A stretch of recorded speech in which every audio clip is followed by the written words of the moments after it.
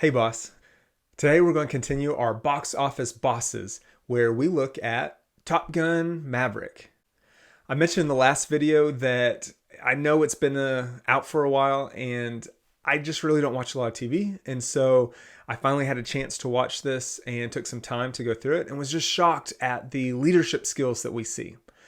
So the last video we covered Iceman, or Admiral Kaczynski. Most people know him by Iceman. So go check out that video if you haven't yet. This week we're going to cover Captain Pete Mitchell, or Maverick, the one that the movie is named after, our main star through the original Top Gun and this one, Top Gun Maverick. So let's take a look at his leadership skills and some of the main callouts of the styles that I think are excellent skills for a leader to have.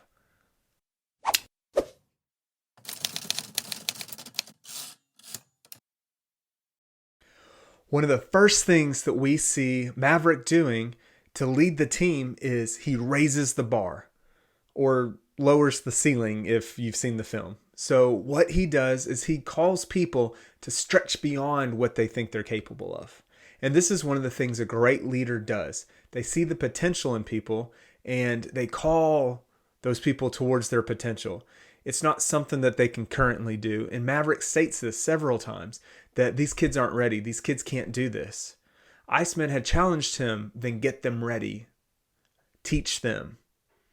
And so that's what Maverick does as a leader. He calls them towards their potential. He calls them to stretch themselves and become who they were meant to be and who they could be if they just applied and they listened and they learned and pushed towards what that goal was. And then one of the next things that we see of how Maverick leads is he pushes through his own insecurities. This movie shows several of the struggles that Maverick has 30 years after the first one was filmed. This is a point that he's come in his career of where it's time to move to that next level, to step up and to teach those that are coming behind him. But he has some insecurities around this. He has some fears, and then he also has some conflict with Rooster in the film. And so this sets it up to where maybe nothing's going to be resolved. But what we see Maverick as a leader doing is he pushes through those and past those and makes it not about him. It's about the team, the good of the team, the good of the mission and what needs to happen.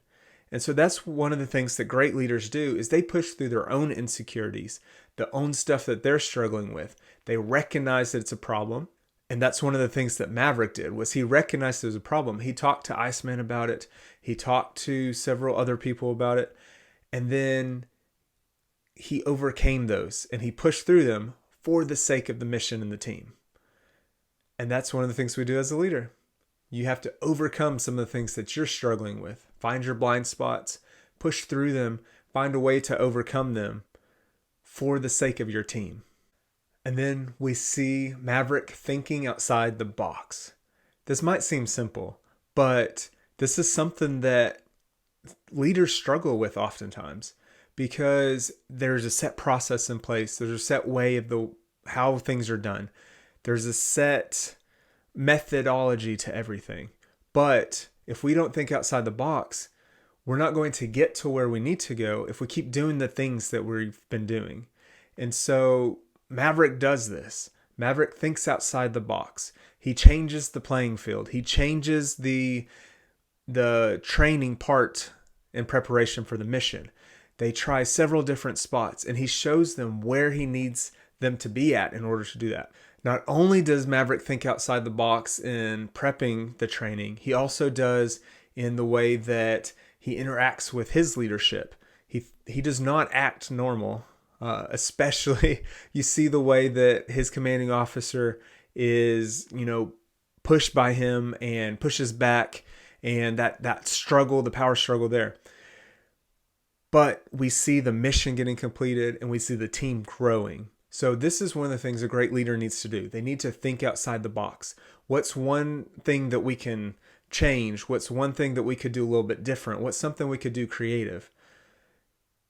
And that's what Maverick does. He shows us that even towards the end on a large scale, when he gives up the safety of himself for the sake of the team seeing that something is accomplishable. So think through what's some things that you could think outside the box. What's some of the things that could look different in the way that you interact with the team or the way that y'all are trying to get something done. And try that. And then finally, my favorite part of it, Maverick's line through all of this is, don't think, just do. So many times we get stuck on we need to be the best at something before we can do it, or we need to learn all this stuff, or we need to feel secure and confident before we can take that step and take that action. But oftentimes the confidence comes after the action's been taken. And so this is one of the things that we need to learn as leaders. To be a great leader is don't think, just do. This might not apply to all scenarios, but on quite a bit of them, we do as leaders get hung up on, I need to wait for all the information, or I need to wait for this to happen, or the confidence, something to come through. But what really needs to happen is we need to act, and we need to figure out what happened through that action. We need to look at the feedback, and then we need to act again. So don't think, just do. This is something that will help us continue to move forward with our teams and as leaders. And that's something that Maverick shows and teaches Rooster in the end. So these were some things that stood out as box office bosses, the leadership skills that Maverick exhibited in it. There's several more leaders in that movie that are awesome examples of some skills and leadership. And overall, it's got some really good flight scenes. So check it out if you haven't had a chance to check it out.